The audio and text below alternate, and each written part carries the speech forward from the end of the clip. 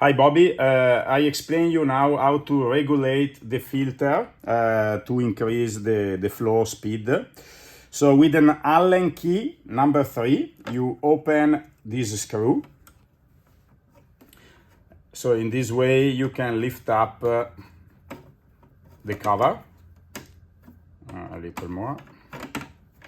Okay. Then you have to remove this one. This is the pod guide. You just pull it towards you and you lift it up. And in this way, you can remove the filter. On the filter, there are some numbers. Now it is set, I think mine is set on number 5. You will see some numbers here. So if you go 6, 7, 8, 9, 10, you close the filter, so you slow down the flow rate. While if you go anti-clockwise, you will speed up the filter. Now this is a little stuck, so I cannot turn it. But anyway, if you go to number 4, number 3, or number 2, never go on to number 1, you will see that the coffee will flow much faster, which is better, I think, for the UK. So please set it on number 2. Then you have to reassemble everything. So you put back the filter, you take the guide, and to put the guide back, you have to insert it, press down, and then you pull far away from you, and then you close again the cover. So if you set the filter on number 2, I'm sure you will increase the flow rate. The other thing you have to do, so now let me close it.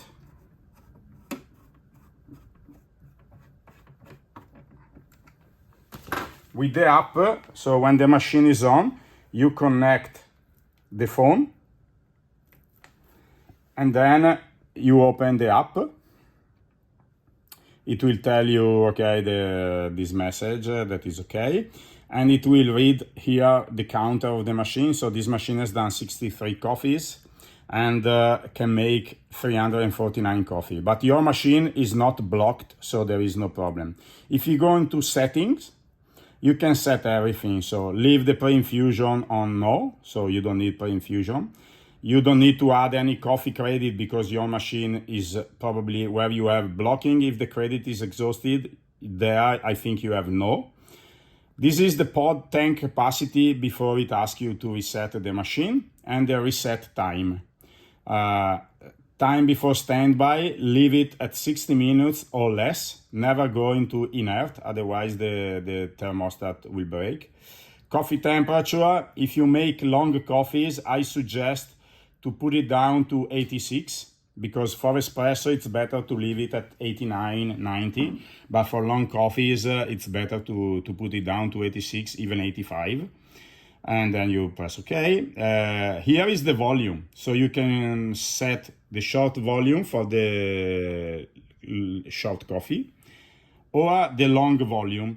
I think it's impossible to have it at 200. I think the maximum is, let me see, I don't remember this because in Italy we never set this high volume. I don't know, maybe it's possible. Yeah, actually even more. Oh, okay. So the maximum value is 250 ml. So you can press OK. You can decide the quantity that you want to assign to the first 2 buttons. This is a manual one. But if you set such a long coffee volume, I think the best idea is to put the temperature down to its minimum. Otherwise, the coffee will be too hot. So leave it at 65, 75 or 80, no more than that. And once you set everything, you just say apply to the machine, and you will apply these parameters to the machine. I explain you now how to reset the pod counter. So now we set it at 15 pods that can be inside here. So basically what happens, if I press 15 times a button, I will get this light here switching on, which tells you the pod tray is full. To reset it, you have to open this for 2 seconds. Here there is a magnet that basically allow the reset. But the very important thing is that whenever you do this operation, whatever is inside here, you empty. Even though you just have one pod, please empty, because it's a counter, there is not a sensor. So if you don't remove what is inside, then the 15 pods maybe don't fit and you get a problem because they get stuck up here. So that's the only thing I ask you to do. And that's it. This is all. If you have any other question, let me know. Thank you. Ciao, Bobby. Take care.